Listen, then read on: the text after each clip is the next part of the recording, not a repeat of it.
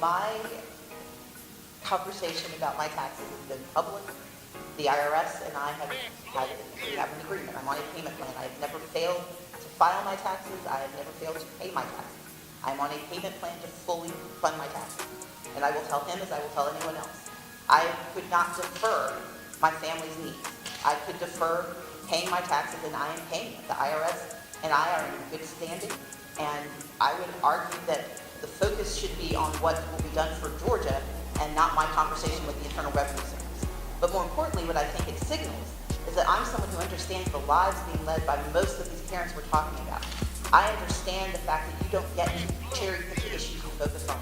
You've got to focus on everything all at once. And I'm the only candidate in this race who can speak credibly about having lived in communities where you have to raise children without all the resources you need.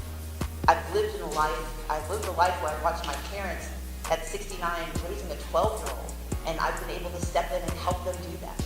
But more importantly, I know how to manage a budget because I've managed to pay all of my creditors, make my debts real, and do the work I need to do. And that is, I think, the best thing we need, because we need a governor who can make priorities, set priorities and make choices, but never fail to meet every obligation that we have in the state. And I've never failed to meet a single obligation that I have. We've got great teachers in Georgia, but we don't have great teachers in every classroom. Some of that means incentivizing teachers to go to communities and to go to schools where they do not necessarily want to go. That means we have to increase the incentive to make sure those teachers want to be in those classrooms. But as the chair of the Atlanta School Board will tell you, you've got to incentivize teachers not only to come, but to stay. And that means we have to think about investing in our teachers and our educators, making sure that they can make a living and a life no matter where they teach.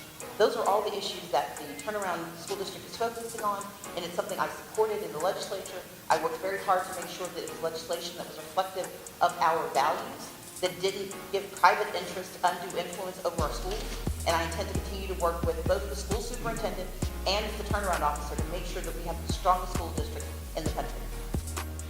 The state of Georgia has a legal obligation under the Constitution of the United States to educate every child in our school district. That means we are graduating children, whether they are documented or undocumented. My point is simply this. I want to follow the lead of Texas and other states that have said that if you graduate from our high schools, if you are part of our community, you should continue to get your education, to continue to be a productive citizen. And the Hope Scholarship is a lottery-based program, and so I believe that it is an unnecessary impediment. We are not talking about a number of students who would bankrupt the system.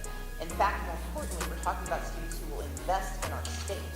My position is this: dreamers are part of our community, and I want them to be lifted up. I want them to be part of how we make Georgia the strongest state in the nation. Thank you so much. Did you like the video? That's right. Did you like it? Hit that like button. Think subscribe, big, think tall, and share it. Tall boy. Yeah. Tall boy.